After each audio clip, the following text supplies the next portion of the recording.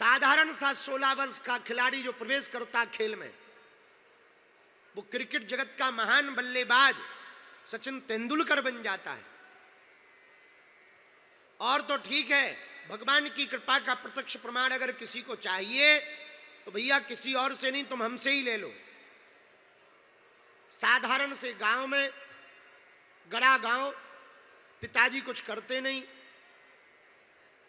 लगभग अपनी आयु के 13 वर्ष तक हमने गांव में भिक्षा मांगी और परिवार चलाया। हमसे छोटी बहन थी, बहन से छोटा भाई, 3 लोग रहते थे। माताजी भी, एक कमरा है, अभी भी है वो जन्मभूमि हमारी, 10 बाई 12 का कमरा, वो भी छप्पड़ वाला।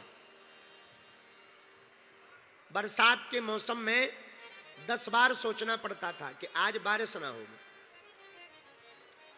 अगर बारिश हो जाए तो बड़ी आफत। पलंग के नीचे छिप कर के रात काटते थे तीनों भाई बहन। आज तो ठीक है, भगवान की कृपा है, कपड़ा पहनने को मिल जाते हैं, 2-4 जगत भगत दे देते हैं भैया। पर भैया हमें अपनी औकात याद है, एक बादामी कुर्ता पहन करके हम 2.5 साल तक रहे।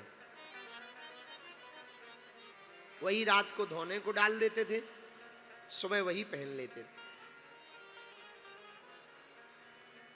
हमें अपनी औकात याद है।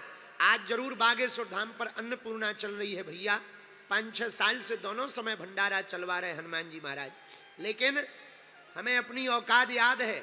दीपावली के दिन तक कई बार जब आटा नहीं होता था तो चावल के आटा की रोटी माताजी बनाती थी।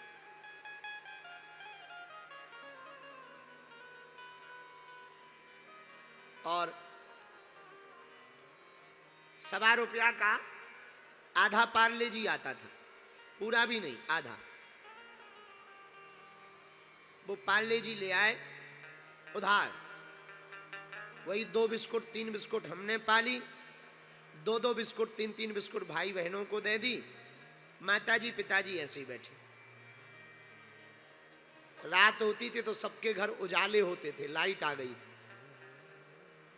कभी अगर केरोसिन मिट्टी का तेल जो बांटते होते ना, उन्हें दया लगी तो 1-8 लीटर दे दिया, वही बड़ी बात है, वरना वो भी 10-11 रुपया लीटर मिलता था। एक एक बात हमें याद है। आज जरूर खूब लाइटें चकमगा रही, खूब भोजन के लिए रोटी मिल रही, हनुमान जी की कृपा से दाल मिल जाती है, चावल मिल जाते हैं। आज हमसे पत्रकार पूछ रहे थे आप इतनी मेहनत क्यों करते? भैया हम चाहते हैं इस देश का कोई व्यक्ति भूखा ना रहे।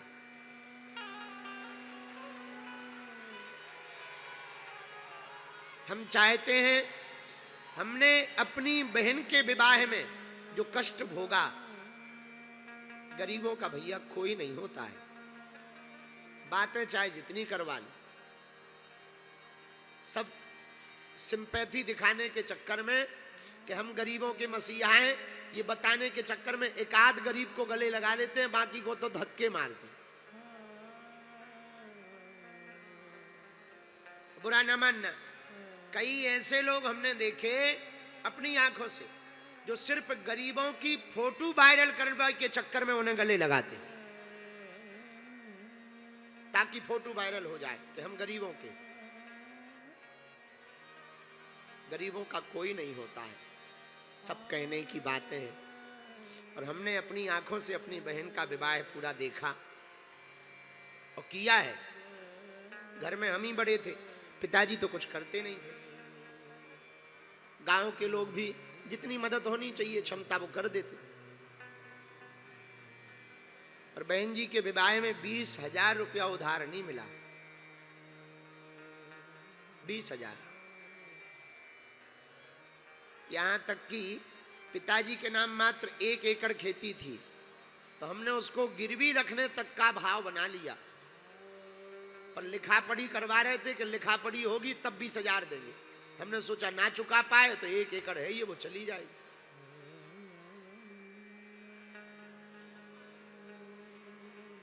वो अंधेरी रातें, वो सूनी गलियां, वो लोगों के घर उत्सव जब मनते ना, तब लगता काश हमारे घर छोटा सा भी उत्सव बन जाता। जो बड़े बड़े लोगों का वो मिलना, वो बड़े बड़े लोगों का सामंजस्य, हम सोचते थे काश कभी हमको भी लोग पूछते। निमंत्रण कार्ड भी अमीरों को दिए जाते हैं, गरीबों को नहीं दिए जाते। तो जब हमने अपनी बहन के विवाह में खूब धक्के खा ले, आपको सुनकर बड़ा आश्चर्य होगा, लगभग 75 पैसे का, 1 रुपया का भी नहीं, 75 पैसे का कार्ड छपवाया था हमने बहन जी के विवाह में। और ज्यादा नहीं छपवाए, 60-70 छपवा लिए। इतने लोगों को बुलाएंगे तो भंडारा कहां से लाएंगे, भोजन की व्यवस्था कहां से करेंगे। तो जब शादी होती है तो दरवाजे के बाहर पहले गांव में ऐसा प्रचलन था कि नाम लिखा जाता था वर का और कन्या का। उसके लिए कलर वाले लोग वो फिक्स रहते थे, लेखन करने वाले, वो उसका 100-500 रुपया लेते थे, 100 रुपया 150 रुपया उस हिसाब से लेते थे। गांव में एक सज्जन थे, बगल में एक हमारा गांव है गंज, तो वहाँ वो थे। तो हम उनके पास गए कि बहन जी की शादी है, हमें ज़्यादा नहीं लिखवाना, आप हमारी बहन का और रिश्तेदार जीजा जी का नाम लिख दो, और कलर हम पे है नहीं तो जो कपड़ों में नील लगाई जाती ना, वो नील से लिख दो, एक दिन भर रह जाए फिर भले ही छूट जाए, ताकि लोग आएंगे तो अच्छा लगेगा। तो उन्होंने कहा कि उसके भी 80 रुपया लगेंगे। तो मन में बड़ा बुरा लगा कि कहाँ से लाएं। जब उसके लिए 80 रुपया भी नहीं मिले तो फिर हमने गांव के एक व्यक्ति को पकड़ कर लिखवाया, और जब वो लिख रहे थे तभी हमने प्रण लिया कि हमने अपनी बहन के विवाह में तो बहुत धक्के खा लिए और बहुत अच्छे से नहीं कर पाए, पर कभी भगवान अगर हमें सामर्थ्यवान बनाएगा तो भारत का कोई भी भाई हमारी तरह रोता हुआ नहीं रहेगा।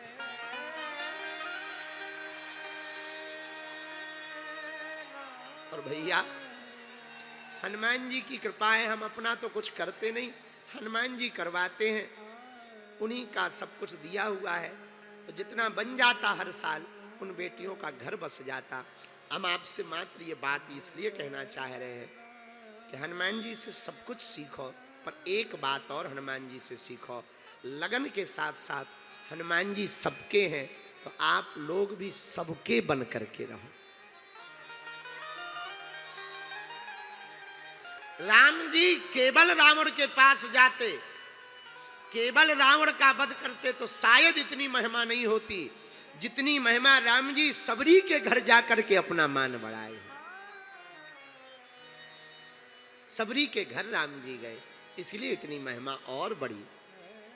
वो तो भगवान है, उनकी महिमा तो है ही है, पर सबरी के घर जाकर हम दीनों को भी लगा कि भगवान दीनों के भी होते हैं। और सच बताएं, भगवान तो सिर्फ दीनों ही भर के हैं, अमीरों को जरूरत भी नहीं है भगवान की। वो पूजा भी दिखावा के लिए करते हैं, फोटोबाजी के लिए, कि लोग ये समझें कि हम आध्यात्मिक हैं। जो भक्ति साधारण परिवार के लोग करते हैं वो अमीर परिवार में बहुत कम भक्ति उतर पाती है। ज्यों ज्यों संपन्नता आती है त्यों त्यों भक्ति कम हो जाती है।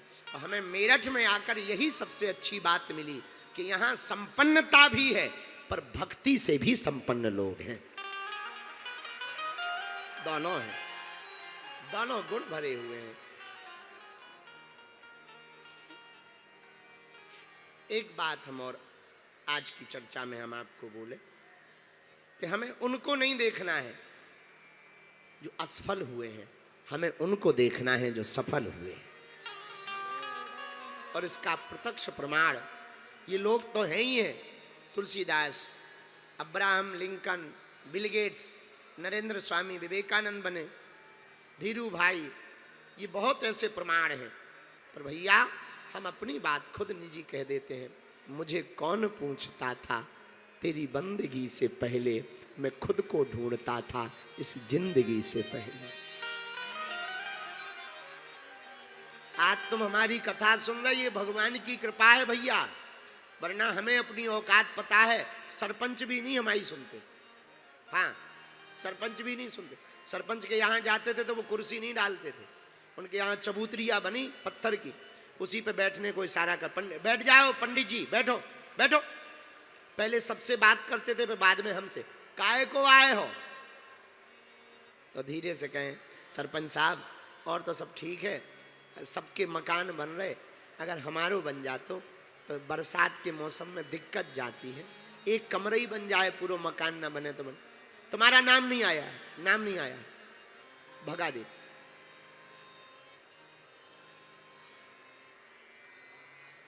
आज कभी कभी वो दिन हमें बहुत याद आया, बहुत याद आया। आज सुबह से तो हमें वो दिन बहुत याद आए, बहुत याद आए। हम कई बार भगवान हनुमान जी को देखकर सोचने लगते, हमारे जैसा नालायक, हमारे जैसा अनपढ़, असमर्थवान, कोई सामर्थ्यता नहीं, कोई गुण नहीं, कोई पात्रता नहीं, पर धन्य है हनुमान जी का स्वभाव।